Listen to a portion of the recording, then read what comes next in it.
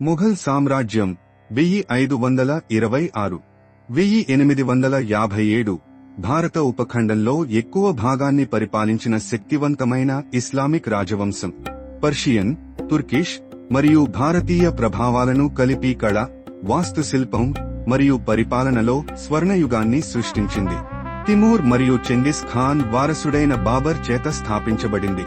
అక్బర్ కాలంలో శిఖరాన్ని చేరుకుంది మరియు ఔరంగజేబ్ తర్వాత అంతర్గత కలహాలు, యుద్ధాలు, బ్రిటిష్ విస్తరణ కారణంగా క్షీణించింది.